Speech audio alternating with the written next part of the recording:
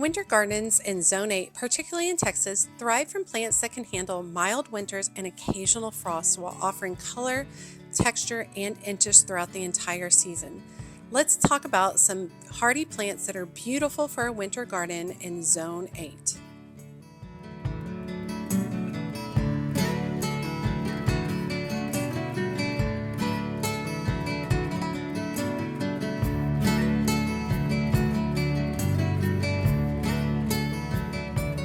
Hey y'all, it's Amanda and this is my Texas Zone 8 garden. Before we dive in, be sure to like the video, subscribe to the channel, and share it with a fellow gardening friend.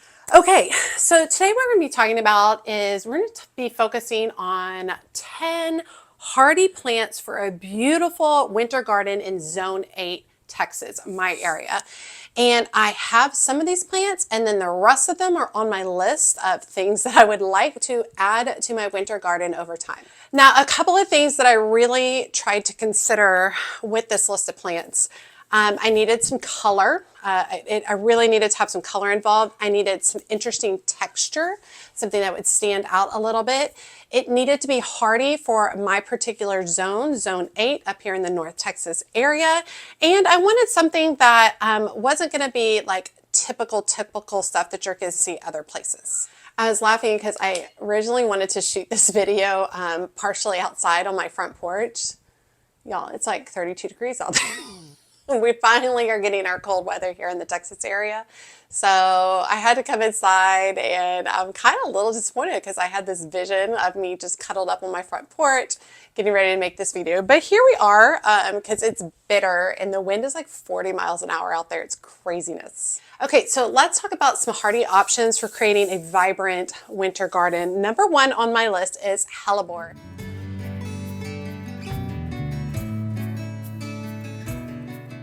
And I have quite a few varieties of hellebore in my garden and I really enjoy them and they're really fun to have in a Zone 8 North Texas garden. They're known as a Christmas or a Lenten rose.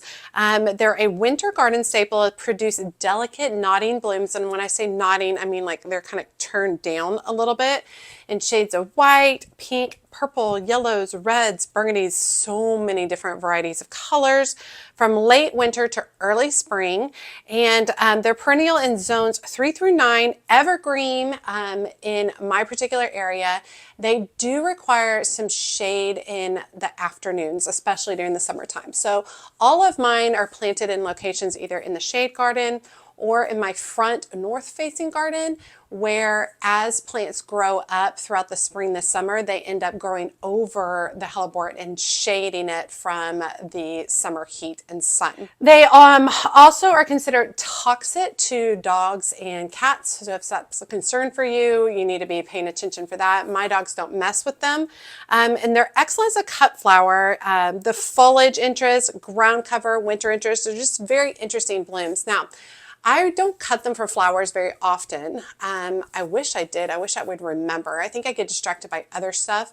And I think I'm so happy to see these colorful blooms in late winter. I don't want to cut them. I'm just so happy to see them out in the garden. So they bring me a lot of joy as they're one of the earliest things to bloom in the spring.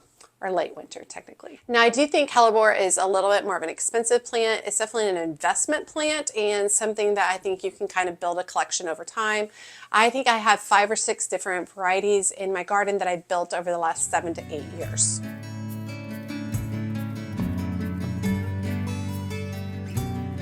Okay, next on my list is witch hazel, and this is one that I definitely wanted to add to my garden. I forget about it.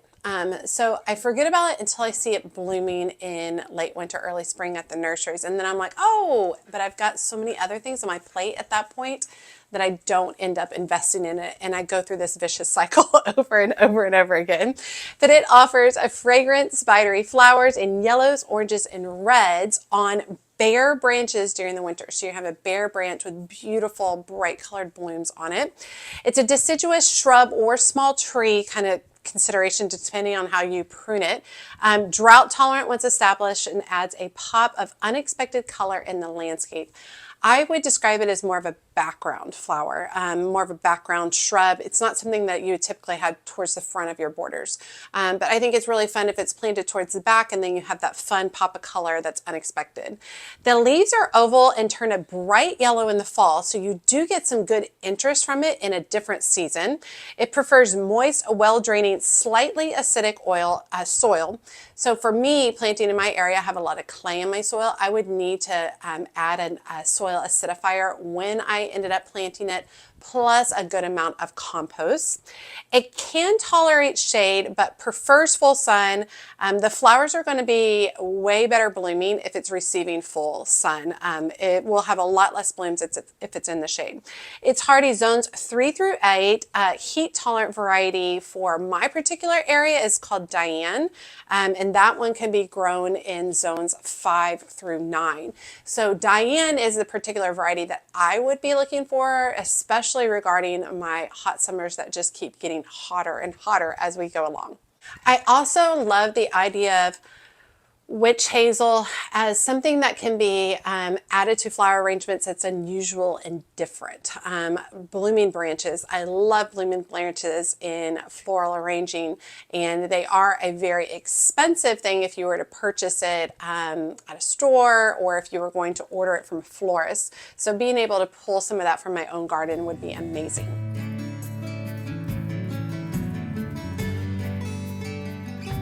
Okay, next on my list is camellias, and I will be interested, for those of you who are in my area, your thoughts on camellias, because every year I see them at the nursery, and every year I'm in love, obsessed with them, but they're kind of pricey.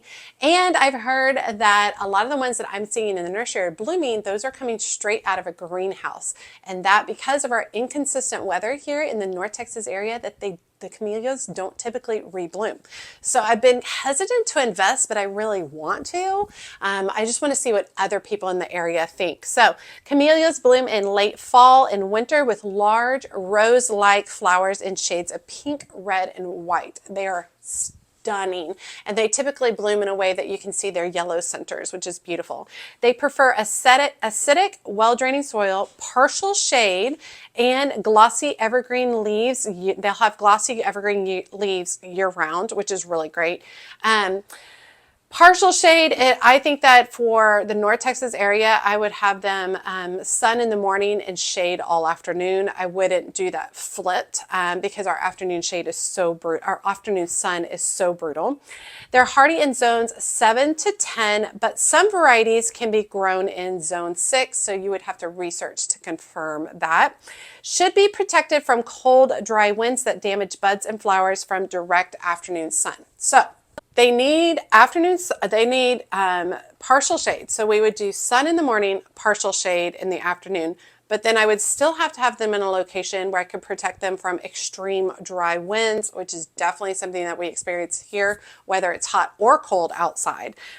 So you would almost just have to have the most perfect place ever. I think that that place is going to end up being in that new portion of the back garden that I'm working on. I think kind of closer to the willows, so that the willow will cast shade in the afternoon. So we'll see if this is something we end up adding as we continue developing that area in 2025.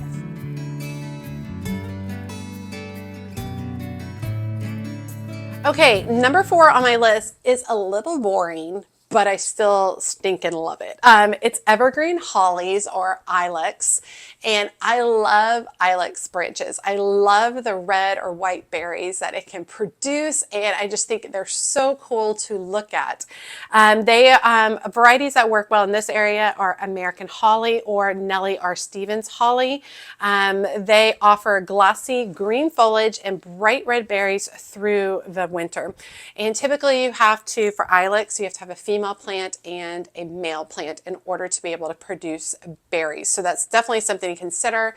Maybe if your neighbor has some, you can have some female plants that produce berries in your yard, but you have to have a male ilex or a male holly within a certain distance from it in order to be able to get berries.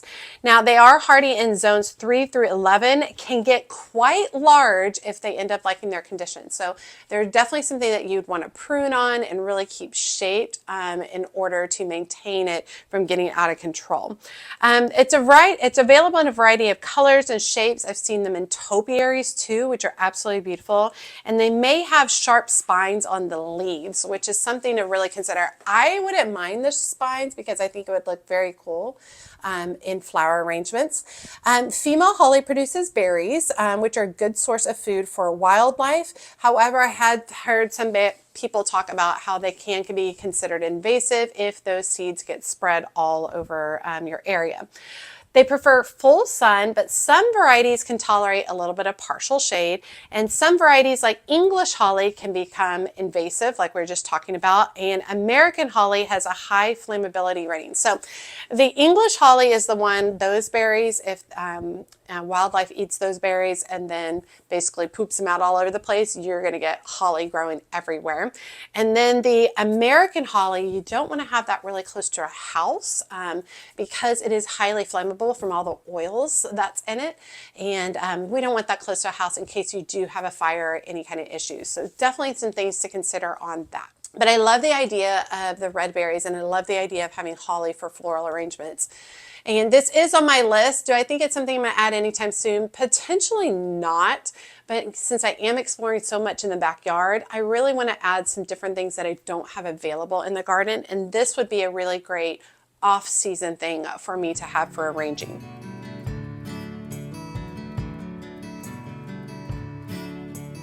Okay, number 5 on my list is winter jasmine, and who doesn't love the scent of jasmine? Wonderful. This is a deciduous shrub, produces yellow blooms on arching green stems in late winter. It thrives in sun or partial shade and can be trained to climb, which I think is really interesting. Or it can be left as ground cover. So I'll put up a couple of pictures so y'all can see. I wouldn't be utilizing it as ground cover for myself. I don't need that amount of ground cover. If I were to have this in my garden, I would train it to grow up a trellis or to kind of create some kind of structure towards the back of the garden. I think that would be cool. Adaptable to a variety of soil types, including clay, which is really, really good. However, I would still, even with my clay soil, I'll still go in and mix compost if I were to be able to plant this. It grows up to 4 feet tall or 10 to 15 feet as a vine. So you can kind of prune this to shape as needed. It is a quite large vine, which is, while I love it, I can't see that it would be in my garden anytime soon because that is a pretty good big scale vine for a space like mine. The flowers appear before the leaves. So just like what we're talking about with the witch hazel, you're going to have these bare branches and stems, and those will have flowers on it. And then as the flowers fade, then you'll have leaves for the rest of the season, which is kind of a cool approach and very neat looking. And the winter jasmine is also hardy in zones 6 through 10.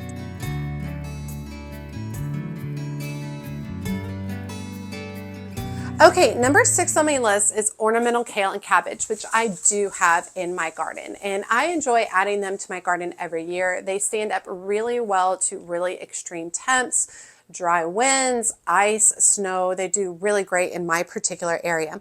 They are considered an annual, frost-tolerant annual, bringing vibrant purples, pinks, and whites to your winter garden.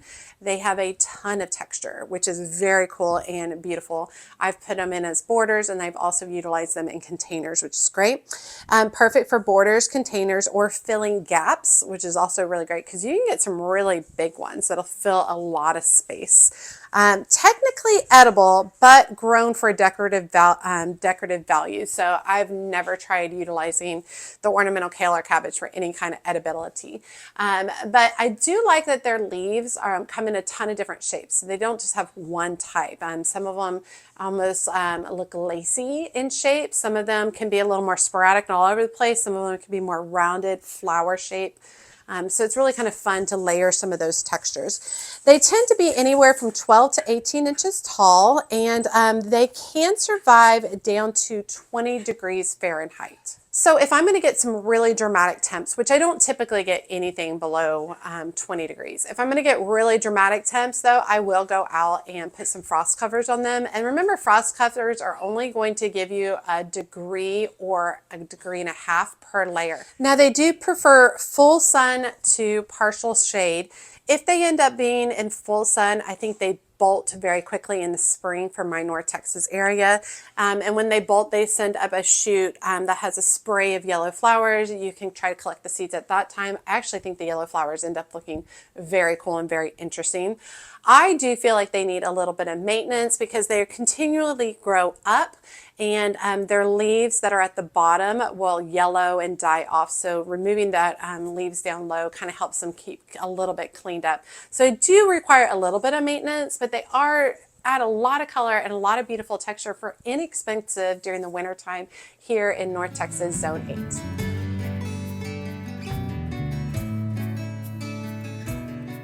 Okay, number 7 on my list is Dusty Miller, and this is one that I consistently grow in my garden because I love to utilize it for cut flower arrangements. And it's a silvery foliage, provides a striking contrast against other winter plants, and it definitely has such an unusual white silvery color. There's just not a lot of other plants that do anything close to it. So it adds a ton of contrast, and I love to use it behind some of my borders. Right now I have it outside with pansies and violas in front of it. It's absolutely gorgeous.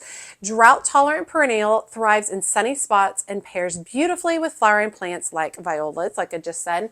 And I will say it definitely acts as a perennial in my area. It will bolt and produce some seeds, and you can harvest the seeds. I actually think the flowers are absolutely beautiful and super sweet and fun to use. And so you can cut that back and then it will regrow. And I've had some where it just comes back year after year. I don't think it's hard to dig up though. So I have dug it up in places where I didn't want it and it was no big deal. I kind of just pulled out the plant. No issue of it spreading or invasivity or anything like that. Now it is hardy and low maintenance, about 8 to 15 inches tall, prefers full sun but can tolerate partial shade. If it gets leggy, which it will start to send off shoots, you can prune it if you want it to be a particular shape. A lot of time when it sends off shoots, that's when I harvest those shoots, strip them, and utilize them for arrangements, and it does great in cut flower arrangements. But yeah, it is definitely, there's not a lot that's like that Dusty Miller. So if you really want some of that silvery white contrast in some of your arrangements, and this is a plant that's going to give you a lot throughout all of the season, not just winter, but this Dusty Miller is definitely a great one to plant for cut flower arrangements, for color, for contrast, and something for a year round.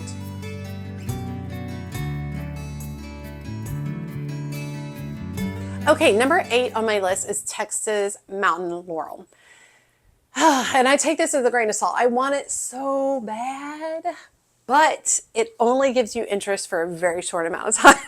So it is a native evergreen shrub or small tree, depending on how you prune it, native to our area. And it has glossy dark green or leathery leaves with fragrant spring flowers that are lavender purple tones. And they literally look like grapes, like just, or wisteria, just like hanging off a tree. Absolutely beautiful. And they're only around for like 2 to 3 weeks tops. And so you give this chunk of space to this beautiful small ornamental tree, and it only gives you that really cool interest for a very short amount of time each year. However, that short amount of time is so whimsical and unique. It's super hard to resist it. So it did make my list. Now, it is a very slow growing plant. So if you are looking to fill a space and you don't have a decade, go ahead and buy it the size that you want it to be at. It is hardy zones 7 through 10, prefers full sun to partial shade with minimal maintenance. It doesn't need a lot of pruning. It doesn't have a lot of things, pests or diseases that bother it. I'm absolutely obsessed with it, but haven't pulled the trigger because of the space and its minimal appeal for such a short amount of time each year.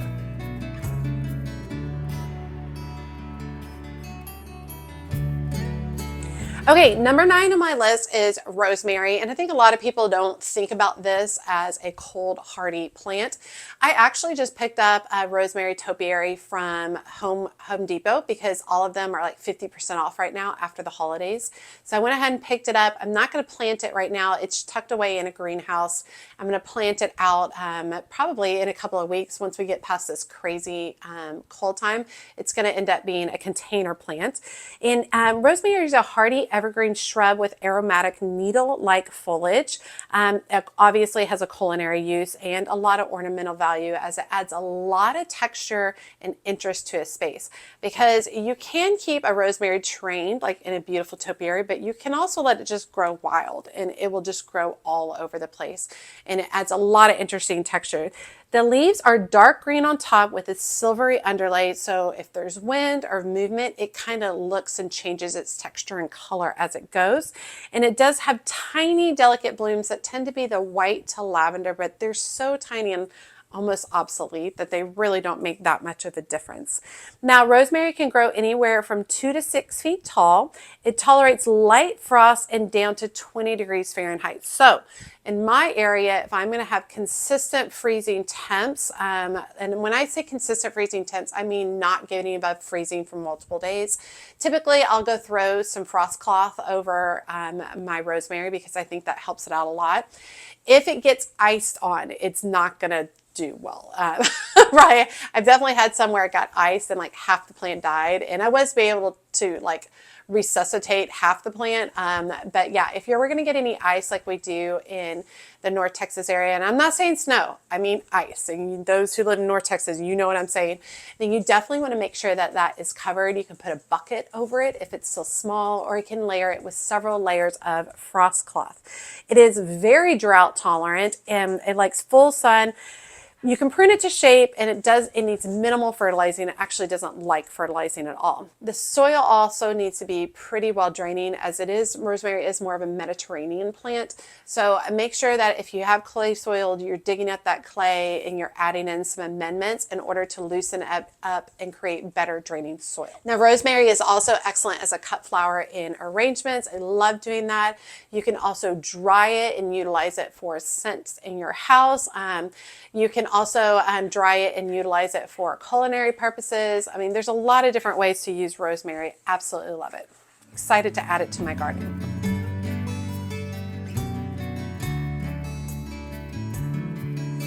Okay, number 10, the last one on my list is a coral bark maple. And this is a small tree with striking coral red bark, which intensifies in coloring during the winter.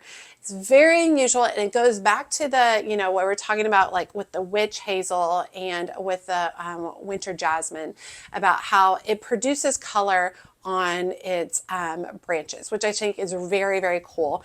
It's an excellent focal point, very striking focal point. So I think if I did something like this, I would want to give it its own little space to live out its beautiful branches, and then surround the base of it with additional plants to layer in.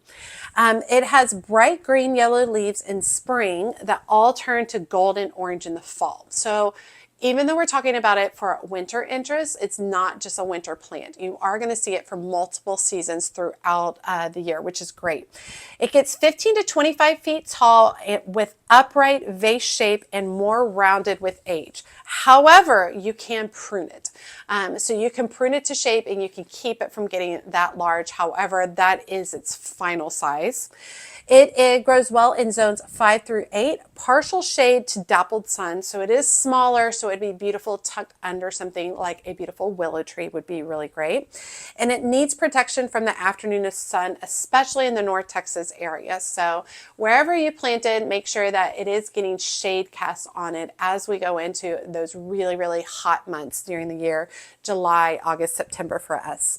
It needs slightly acidic soil, well draining, and minimal pruning. Now, the minimal pruning is because you don't have to prune it, but if you want to prune it to shape and size, you definitely can do that. Okay, so those are 10 on my list. That is not all the things at all. There are a lot of other options, so I'd be very interested to see what you all think. I didn't add for Cynthia to my list, and it kind of went back and forth, and I ended up replacing it with some other ones because I didn't want to go beyond 10 to start off with. But for Cynthia is always in the back of my mind too. I really, really love it. I also didn't add the obvious like pansies and violas, just because we've touched on that quite frequently. Snowdrops would be a very cool option to have. So a lot of different things that can still be added to a garden for some beautiful blooms or winter interests. But I definitely want to know some of your thoughts and suggestions because I'm sure I miss a whole lot more than that. So if you're going to drop a comment below letting me know what things you like to grow, be sure to include your zone because obviously what you guys are growing up in zone 5 is way different than what we're growing here in zone 8. So let me make sure you share that. Even my friends in Florida who are growing zone 9, what you're growing for winter interest is very different from the rest of us. So be sure to include your zone. Now, as a reminder, touching base on if you have any of these plants, these aren't just something that you just kind of ignore completely. You do have to winter prep a lot of them, mulch, watering, frost protection, and pruning throughout the season just to make sure you're staying up on it. We have a big freeze coming through and Jeff and I were out there spreading frost cloth, adding mulch to the base of plants, making sure everything was really well watered before the big cold hits here. All right, you all, I hope you guys enjoyed today's video. I've been doing a lot of exploration of new plants throughout all the seasons, just trying to better inform myself so I have a better understanding of what grows well in here. Typically what I do is I just walk into a nursery and explore that way, and I think that's great. But I also am trying to educate myself a little bit more before I go to the nursery so that I can be more budget conscious in that way. I'm not buying plants that I know won't work in my space. So also it kind of fills my time in the winter when there's not a lot of gardening going on. All right, you all, as always, make sure you like and comment on this video. Every time you like and comment, it helps grow the channel so much. And if you don't feel comfortable leaving a comment, just drop me an emoji below, letting me know that you made it to the end of the video and that you say hi. And be sure to check me out on my social media outlets, including Facebook, Instagram, and TikTok. If TikTok ends up getting banned, you can find me on YouTube Shorts. As always, she's a mad gardener or a decorator or anything else that she wants to be. Thanks, y'all.